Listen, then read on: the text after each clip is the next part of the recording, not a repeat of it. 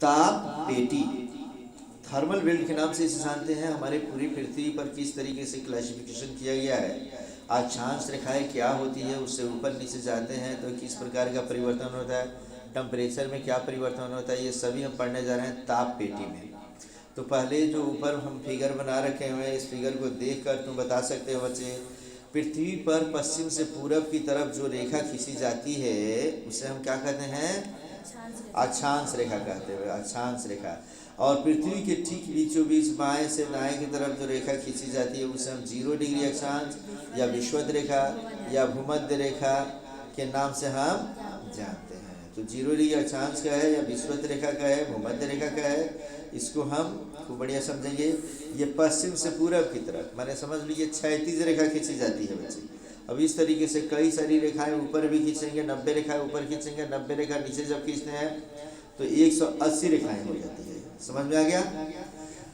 अब इसके बाद से ऊपर से नीचे की तरफ माने समझो कि नॉर्थ पोल से उत्तरी ध्रुव से लेकर दक्षिणी ध्रुव की तरफ जो पृथ्वी पर हम काल्पनिक रेखा खींचते हैं उसे हम देशांतर रेखा कहते हैं।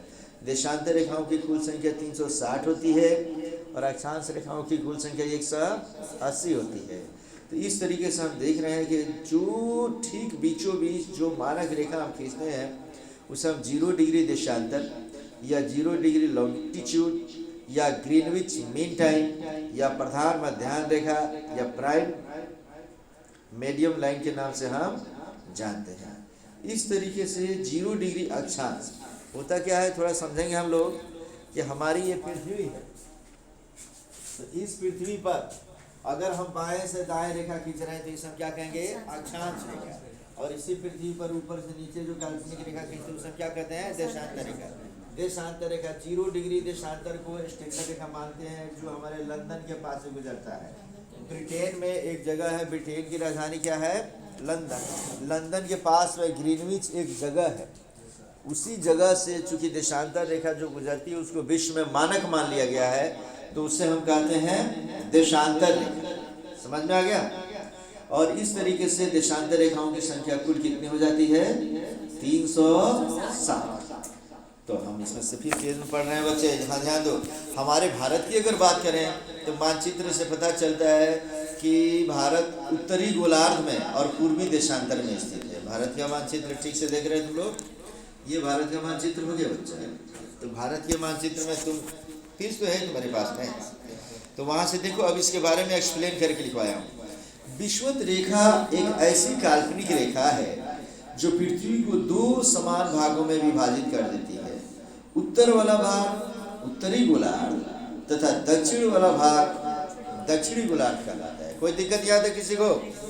हमने पृथ्वी पर बता दिया, पृथ्वी के मानचित्र को देख लो बच्चे। इसके उत्तर वाले हिस्से में 0 डिग्री देशांतर के ऊपर वाला हिस्सा जो है यह उत्तरी गोलार्ध कहलाएगा और इसके नीचे वाला हिस्सा यह जो है 0 डिग्री देशांतर के नीचे उसे हम दक्षिणी गोलार्ध कहेंगे।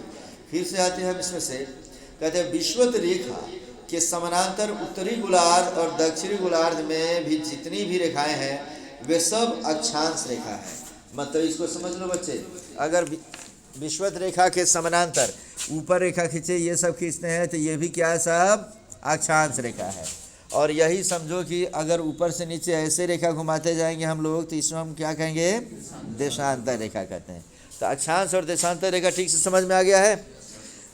0 डिग्री अक्षांश या विषुवत रेखा के समानांतर जो हम रेखा खींचेंगे उसे हम अक्षांश रेखा के नाम से जानेंगे।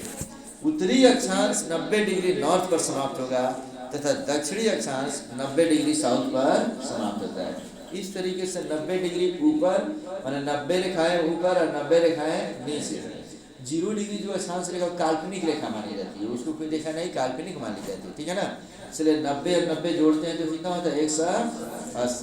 अब इसमें देखो कहता है कि 0 डिग्री देशांतर से ही पूर्व या पश्चिम का पता चलता है। अब पूरा पश्चिम कैसे पता करेंगे बच्चे, ऊपर से नीचे की तरफ जो रेखा हम खींचते हैं, जैसे ये देख लो ऊपर से नीचे की तरफ जो रेखा खींचेगी नॉर्थ में से लेकर और ये साउथ तक, तो इस काल्पनिक रेखा के दाहिने तरफ वाले हिस्से को हम पूरब और उसके बाएं तरफ के हिस्से को हम पश्चिम कहते हैं। तो इस तरीके से अगर कहें कि पूर्वी देश में कौन कौन से आते हैं, पश्चिमी देश में कौन कौन से आते हैं, बता सकते हो तुम लोग? तो या पृथ्वी पर पूरब में कौन है, पश्चिम में कौन, ये भी बता सकते हो। कहता है इसमें से कि 0 डिग्री देशांतर को प्रधान मध्याह्न रेखा कहते हैं। पूर्व में 180 देशांतर रेखाएं तथा पश्चिम में 180 देशांतर रेखाएं होती है, और यदि दोनों को मिला दिया जाए तो 360 डिग्री का ग्लोब बन जाता है। इस तरीके से देशांतर रेखा की अगर हम बात करें तो समझो कि देशांतर रेखाओं की संख्या 360, और अक्षांश रेखाओं की बात करें तो उसकी संख्या कितनी हो जाएगी,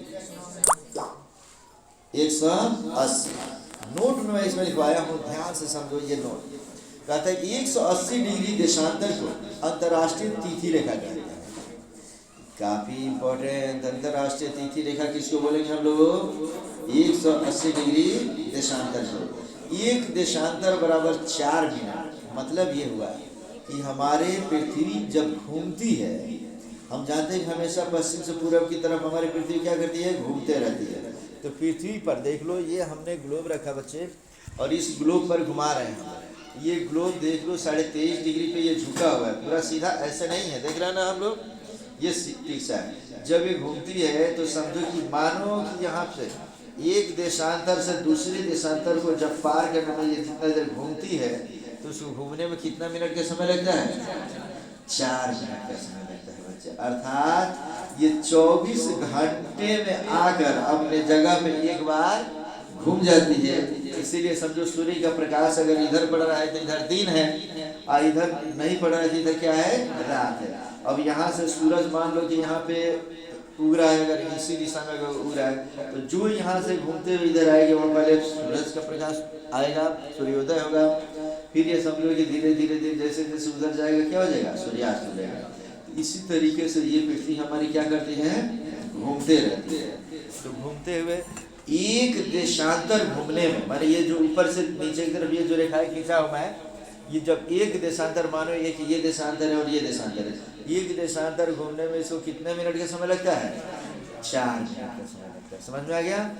तो अगर मैं कहूँ कि एक देशांतर घूमने में 4 मिनट का, तो 5 देशांतर घूमने में 20 मिनट का। तो भारत में समझो कि 82.5 डिग्री पूर्वी देशांतर से, समझो कि मैं इलाहाबाद नैनी से एक रेखा गुजरी है, तो भारत में अगर 80 डिग्री घूमना हो तो 80 डिग्री में कितना मिनट का समय लग जाएगा, 8 चौके 32, 320।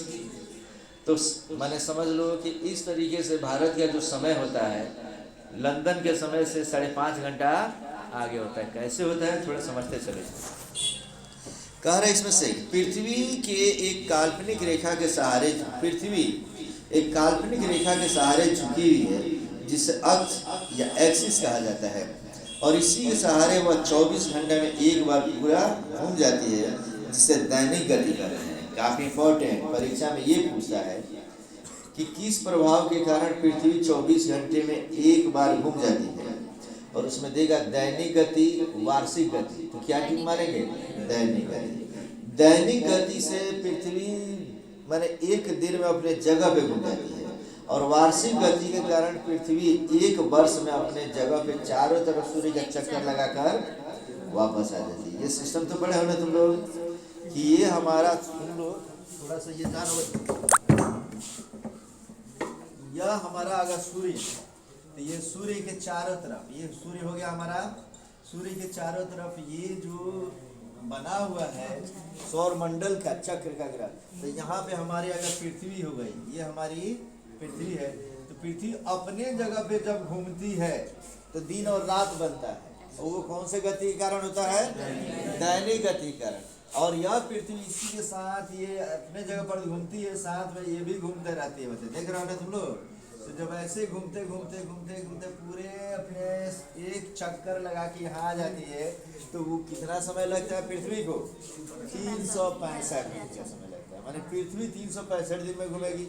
दूसरा ये अपने अलग दिन लगेगा इसको होने में, इसको कम दिन और लगेगा। इस तरीके से अलग अलग जो भी ग्रह है, सभी ग्रहों का जो दैनिक गति और वार्षिक गति अलग अलग होता है। हमारी पृथ्वी का दैनिक गति कितना घंटे का, 24 घंटे का, और हमारे पृथ्वी का जो वार्षिक गति है कितने दिन का, 365 से 66। इस तरीके से पृथ्वी अपने अक्ष पर घूमती हुई, अच्छा पृथ्वी अपने अक्ष पर घूमती हुई 365 दिन 4 घंटा 45 मिनट 14 सेकंड में सूर्य का एक चक्कर लगाती है। इसे याद रखेंगे हम लोग, पूरा 365 घंटा में नहीं बल्कि 365 दिन में नहीं, पूरा 4 घंटा 45 मिनट 6 सेकंड, इसे ही वार्षिक गति कहते हैं। और 14 सेकंड, हाँ 45 मिनट और 14 सेकंड। तो इस तरीके से सामान्य तौर पे 365 दिन और 6 घंटा लोग मान लेते हैं, लेकिन लमसम 6 घंटा के आसपास, ये 5 घंटे के आसपास जाएगा, लेकिन ये माना जाता है 6 घंटा। लेकिन एक्यूरेट टाइमिंग अगर पूछा जाए तो ये याद रखोगे। और जिस मार्ग पर पृथ्वी सूर्य का चक्कर पूरा करती है उसे कक्ष या ऑर्बिट कहते हैं। इसे ध्यान दो। कक्ष और तल समझा दीजिए। हाँ, ये देख रहा है ना, ये तल, ये देख रहा है ना, ये यही इसका क्या है, कक्ष है। जिस मार्ग पे ये घूम रही है उसी को हम कक्ष कहते हैं या ऑर्बिट कहते हैं। ओके, और तल में इसमें कौन सा, इसमें दिया कहाँ है इसमें, तो तल पूरा समझ लो कि सतह हो गया, समझ में आ गया ना। और जगह पर जो घूमती है उसको तल कहते हैं। हाँ, जो नीचे के केंद्र से जो जिस अक्ष पर ये घूमती है वो उसका तल हो जाएगा, और जब घूमते हुए चारों तरफ अपने जगह पे आती है, जिस रास्ते से घूमती है वो उसका कक्ष हो जाता है।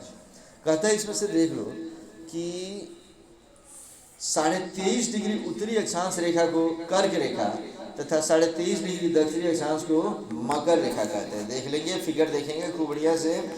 विषुवत रेखा 0 डिग्री अक्षांश को कौन सी रेखा कह रहे हैं हम लोग, विषुवत रेखा कहते हैं। फिगर में देखो दाहिने तरफ 23.5 डिग्री ऊपरी अक्षांश को हम कर्क रेखा कहते हैं, और 67.5 डिग्री उत्तरी अक्षांश को आर्कटिक वृत्त कहते हैं। इससे भी याद रखेंगे हम लोग, भूलेंगे नहीं। इसके पहले कर्क रेखा मकर रेखा पढ़े थे, लेकिन हम इसमें अब क्या पढ़ रहे हैं, आर्कटिक वृत्त। और नीचे की तरफ 67.5 डिग्री, दक्षिण की तरफ जाएंगे तो उसे हम अंटार्कटिक वृत्त के नाम से जानते हैं। 23.5 डिग्री दक्षिणी अक्षांश को हम मकर रेखा, जिसे ट्रॉपिक ऑफ कैप्रिकॉर्न कहते हैं, और दूसरा ट्रॉपिक ऑफ कैंसर के नाम से हम जानेंगे। कर्क रेखा को कैंसर और मकर रेखा को कैप्रिकॉर्न के नाम से हम जानेंगे। फिर इससे में लिखवाया हूँ मैं कि 66.5 डिग्री उत्तरी अक्षांश रेखा को आर्कटिक वृत्त तथा 66.5 डिग्री दक्षिणी अक्षांश को अंटार्कटिक वृत्त के नाम से जानते हैं। और नोट करके मैंने लिखवा दिया कि टॉपिक ऑफ कैंसर एक पुस्तक भी है जिसके लेखक कौन है, हेनरी मिलर। माने कर्क रेखा एक पुस्तक भी है जिसके लेखक हो गए हेनरी मिलर।